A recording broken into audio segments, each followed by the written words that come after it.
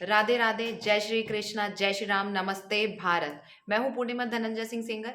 आप सभी का मेरे चैनल में बहुत बहुत स्वागत है। तो जैसे कि आज मुझे एक बहुत अच्छा और इंटरेस्टिंग टॉपिक मिला है कि जैसे पूस मास में शादियों पर क्यों प्रतिबंध है।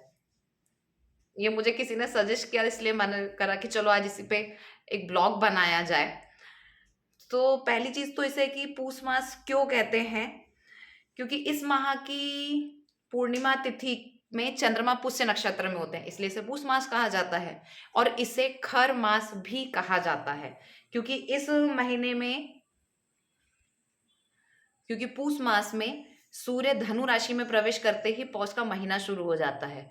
और ऐसे में सूर्य का प्रभाव धरती पर कम होता है और इस कारण दिन छोटे और रातें बड़ी होती है। चूंकि सूर्य को सभी ग्रहों का अधिपति कहा जाता है, ऐसे में सूर्य की इस अवस्था का विपरीत असर अन्य ग्रहों पर भी पड़ता है। और इसी कारण सूर्य इस महीने में सूर्य को मलिन भी माना गया है।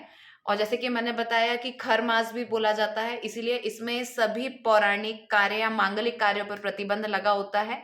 और इसके बाद कब से चालू होते, तो मकर राशि में जैसे ही सूर्य प्रवेश करते हैं तो उत्तरायण से हम सारे मांगलिक कार्य शुरू कर सकते हैं।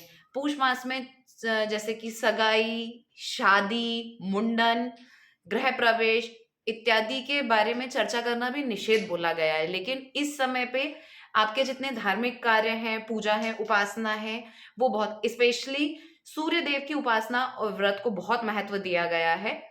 और जैसे कि इस मास में एक और कथा आती है पौराणिक इसमें, कि सूर्य देव ने भगवान को वचन दिया था कि वो अपने रथ को बिना विराम दिए चलाते रहेंगे, ताकि धरती या प्रकृति के सारे कार्य निर्विघ्न संपन्न होते रहें। क्योंकि अगर सूर्य देव रुक गए तो प्रकृति के नियम के विरुद्ध हो जाएगा। तो ये वचन जब, लेकिन उनके जो अश्व हैं वो थकने लगते हैं, तो वो उन्हें कहीं पानी पिलाना चाहते हैं ताकि अश्वों को आराम भी मिल जाए और वो पानी भी पीने लगे, क्योंकि वो प्यासे होते हैं। लेकिन भगवान को दिए हुए वचन के कारण वो रुक नहीं पाते हैं, तो वो अश्व को निकाल के पानी पीने के लिए छोड़ते हैं।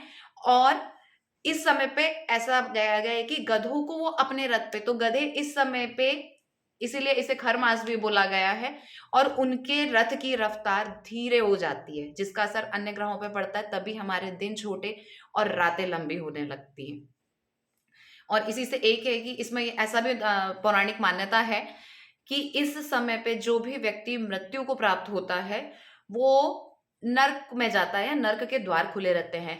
इसीलिए भीष्म पितामह को महाभारत के समय इस समय पे अर्जुन ने अपने बाणों से घायल किया था।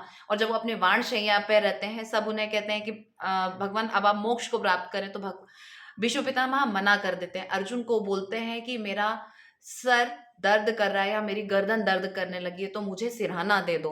तो अर्जुन ने बाणों से फिर उन्हें सिरहाना दिया। और जब तक सूर्य मकर राशि से उत्तरायण में प्रवेश नहीं करते, तब तक भीष्म पितामह अपनी देह का त्याग नहीं करते, क्योंकि उन्हें बहुत अच्छे से मालूम था कि अभी खर मास चल रहा है और अगर इस मास में मैं अपने देह का त्याग करूंगा तो नर्क में जाऊंगा। है ना सोचने वाली बात। Think about it. Radhe Radhe, जय श्री कृष्णा, जय श्री राम, नमस्ते भारत।